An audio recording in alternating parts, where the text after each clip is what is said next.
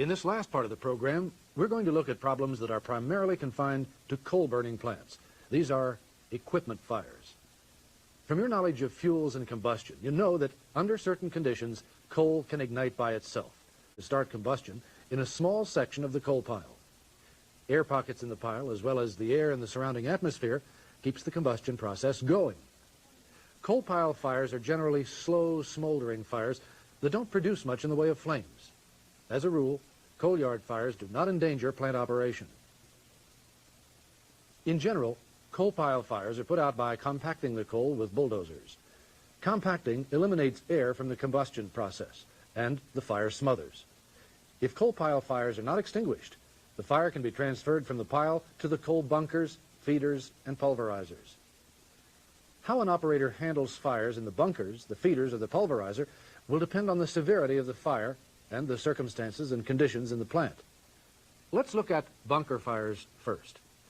Bunker fires can be caused by an existing fire in a coal pile being transferred to the bunker when coal is moved to the plant. Bunkers can also catch fire due to spontaneous combustion.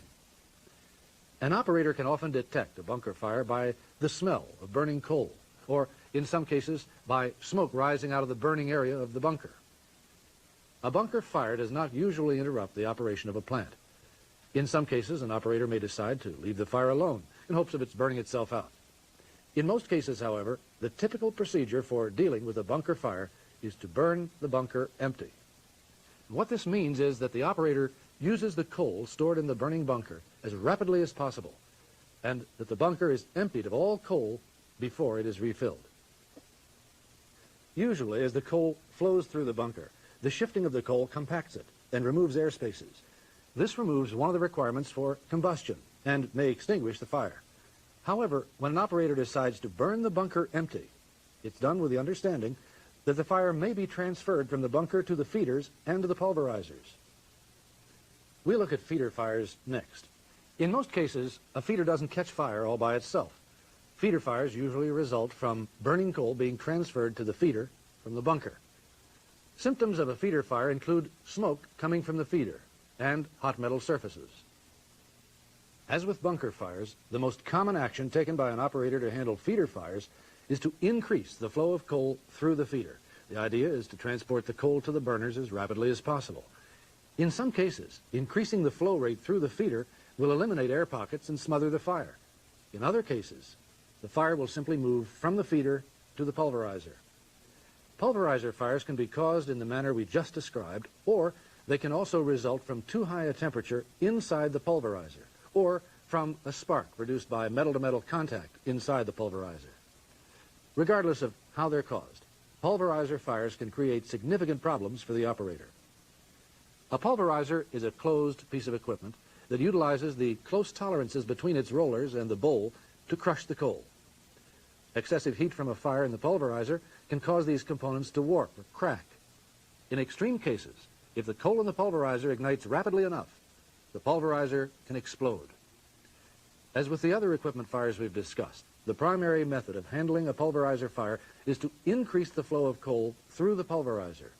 This gets the coal out of the pulverizer and to the burners as rapidly as possible. There is another piece of equipment in the plant that sometimes is prone to fires. That's the air preheater. On rare occasions, changes in normal operating conditions, an incomplete boiler purge, or even dead spots in the flue gas flow path through the air preheaters may allow combustibles to accumulate inside. In the event that one of these situations occurs, a fire may result. An operator can generally increase airflow through a burning air preheater and blow the fire out. For the most part, the equipment fires that we've discussed are contained within the equipment and do not normally represent an immediate danger to the operation of the plant. However, like any abnormal condition, an operator must carefully monitor the situation to make sure that it doesn't get worse. Now, just as it is necessary to understand the proper action to take in the event of an equipment fire, it's also necessary to understand what not to do. The fires that we've discussed occur inside closed equipment.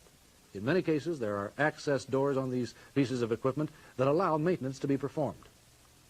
If an equipment fire is suspected, under no circumstances should an access door be opened.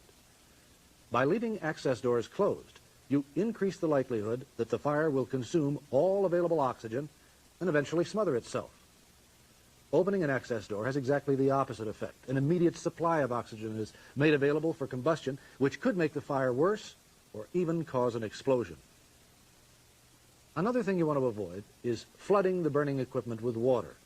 Bunkers, feeders, pulverizers, and air preheaters are all made of heavy metal.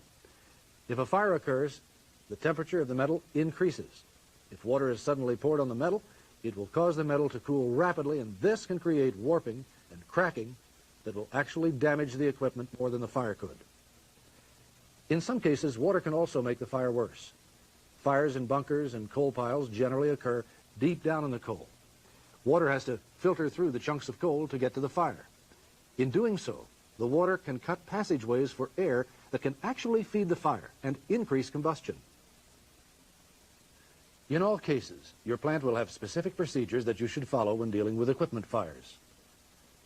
Throughout this program on abnormal and emergency conditions, we've looked at problems that happen only on rare occasions. It's important that an operator be prepared to handle these types of situations and have a thorough knowledge of the procedures which apply. The basic rules for dealing with any abnormal or emergency operating conditions are: identify the source of the problem, take immediate action to correct the problem, and return the unit to normal operation as quickly as circumstances and procedures will allow. Take some time now to finish reading the material in your text and answer the final set of questions. If you want more information on abnormal or emergency operation, ask your instructor to help you.